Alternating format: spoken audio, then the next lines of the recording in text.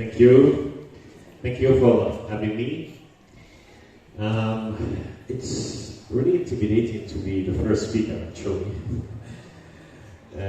It's always a pleasure talking to you and giving voice to humanity. Togetherness is something I really appreciate. I have a couple of burning and I hope useful messages to convey, but I have a little secret. I'm so sleep deprived, so my brain is a little foggy. I'm not confident in my cognitive abilities to be fully available. So even my sense of humor is compromised. So excuse me if I dispense with any cute anecdotes and to begin and dive right into the serious stuff. I brought, so I'm so foggy, so I brought these cumbersome papers just in case to prevent some system failure. Here we are. Togetherness is life. That's a pretty huge claim, isn't it? And with huge claims comes huge burden of proof. And I want to take on this endeavor by telling you 3 stories. Just that. 3 stories, that's it. No big deal. Just 3 stories. The first story is from my own life. It's my personal experience about togetherness. My parents got divorced when I was 7. So I barely hold them, which seems now like many, many years ago. And I barely hold some vivid memories with myself, sharing the same roof with mom and dad. And this is actually, and curiously, the fall of togetherness that by its absence has shaped my life in many ways. Anyway, divorce has never been a fun experience, especially for kids. And when it comes with a downgrading of everything in your life, it can be a real nightmare. And which it was indeed in my case. I had to move to another neighborhood, another school, as I had to move with my mom and I, to live with my aunts and my grandma. And I had to give up the cozy and comfortable life to embrace a no-frills lifestyle where nothing was guaranteed, including 3 meals a day, not even a decent haircut. And it was difficult times. Scarcity was everywhere in my life, except for one area: affection, attention, and love. My grandma, along with my mom and my aunts, religiously devoted themselves to me. They showered me with love, esteem, attention, and care. They ignited in me this little flame of hope and ambition, and they kept fanning this flame all over my childhood and my teenage. And it worked. Against all odds, I went to college, which is UNCG, by the way. I got a degree, and I got a pretty good job. That was a kind of small happy ending, given the belief expectations and the weight of hardship behind. That's okay. It was supposed to be the happy ending, but what is supposed to be the happy ending turns out to be just the ending of the season 1, at the beginning of the season 2 of my heritage.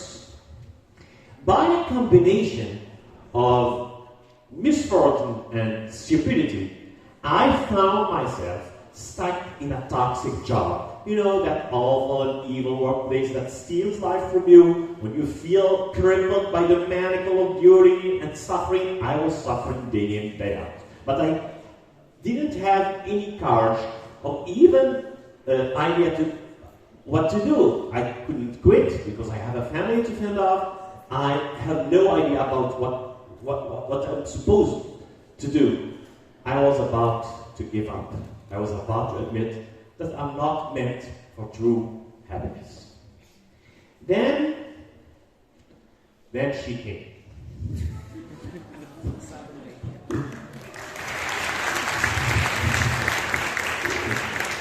the biggest miracle ever in my life happened. A combination of a butterfly, a dove, and a wolverine. She stopped, huh? And the wolverine. And as soon as she entered the stage of my life, she started doing this very magic thing. She helped me to believe in myself again. She helped me to resume with dreaming. I went back to university. I resumed my education. I did the jump toward a new career, toward big and new horizons. And I can say that she literally reinvented me. And I won't let my pride stifle the truth. I know that it might sound a little bit cliched or even dramatic, but I would say that without any shadow of doubt that I would not be here enjoying talking to you today if it's not for her, if it's not by her.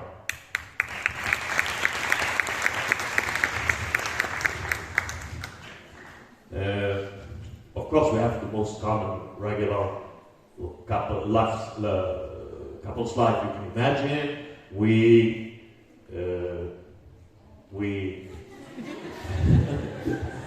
nag.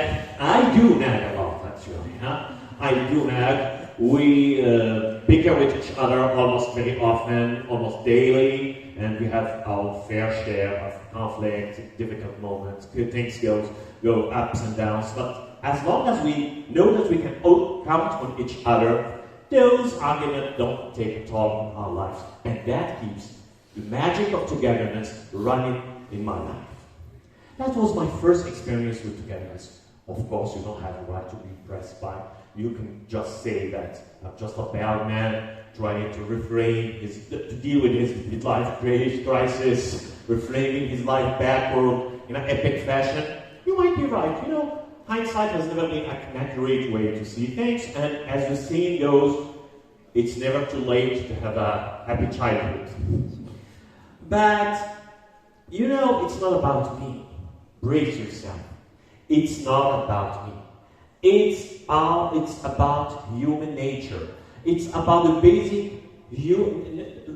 basic laws that govern our nature, our lives, and that shape our life in many ways. And this time, I will not support by my argument by a personal story. I will bring another story. It's the story of more than 700 men who has been studied by the most extended study about adult development ever conducted in Harvard. And this study is all about men from all walks of life, and who have been selected by the Harvard study. And for years, researchers have tracked their life from various economic and social backgrounds, year after year, asking about their lives, their work, their health, their decisions, etc., etc. And for the first time, scientists could watch entire lives at the unfold through time, and the result was incredible. So, what we have learned from this extended and heavy study?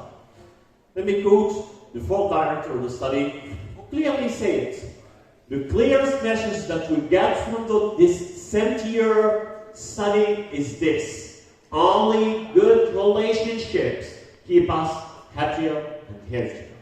Period. That's strong. That's incredible. It means that it turns out that people who are the most socially connected to family, to friends, to community, are more likely to have a good life. They live longer, they are healthier, they're healthier, and they're physically and mentally tough and resilient. And conversely, it turns out that loneliness can kill. Loneliness is one of the most toxic experiences you can experience, you can go through. And you know, loneliness is a tricky word. You can be lonely in a crowd, and you can be lonely in a marriage. It's not about the number of connections you get, it's about the quality of the relationships. So, it's like that the big secret of happiness has been always hidden in plain sight. It's just common sense. It's just something as old as the as old as the hills. And you know, more than a century ago, Mark Twain, looking back at his life, said this: "There isn't time so real in life for bickering, apologies, heartburning, calling to account. There is only time for love, and but an instant, so to speak, for that." Now, if it's at the, you know, there is more a couple of startling news, something really incredible. It seems that close and healthy relationships can buffer and protect us from some slings and arrows of getting old. You know that when you are in a good relationship, you are less likely to have a cold, and you can recover better from a surgery, faster and better from a surgery. That's incredible. That's the power of the magic of being together. And you know, one of the startling findings is this: when we look back at lives of people at their 80, it wasn't their middle-aged cholesterol level that predicted how they were going to grow old. It was how satisfied they were in their relationship, in their marriage. It's not about your cholesterol level. It's about the quality of the relationship, the soundness of the relationship you have with your spouse. That's startling. That's incredible. And this is the magic of togetherness. And I know you have the right, if you don't feel really impressed, if you don't buy those messages, don't feel about yourself, especially for millennials. I know you are cynical, you're skeptical, and we are drawn in messages about what is most important in life. And the media are filled with images and stories of people who are successful, who are wealthy, who are famous, etc. And who are seemingly happy. And we buy those stories. And I don't want to bite the hands that feeds me, but as a professor, an educator, I plead guilty for misguiding you in this area, telling you to lean into work, to push harder, to achieve more, to get more, to be more. And it's like telling you that these are the things that you need to be happy to have a good life. It's not true. It's even just plain bullshit. The thing is that good relationships, and I would dare to say that only good relationships are the real and reliable currency of happiness and well-being. And if it's just common sense, if it's just so obvious, why, for God's sake, it's so easy for us to ignore, to dismiss, why it's so easy for us to discount the importance of such thing? Well, we're human, and we're lazy, and we want quick fix and shortcuts and something that we can do once and for all, and that makes us happy once and for all. Relationships are complicated, they are messy, they need constant care, and you know the hard work of tending to family, to relatives, etc. It's not that glamorous, it's not that exciting, and it's a lifelong job, it never ends. So we have to discount the importance of such thing and to look for something easy and more fast. So, and we have another caveat. With social media and the fact that we can connect with a lot of people, have broad connection, leads us to mistake broad connection for deep connections. Now we have what psychologists call friendlies. Friendlies are those people who know a lot of things about you, things you put on our Instagram feed, you know what we have done about on the weekend, how do you feel, etc. So they put emojis and they don't figure out really what's going on inside your mind, inside your spirit and your soul. All what they can do is to give you energies. Those people you can rely on through the thick and things of life. So it's like not having relationships. Excellent.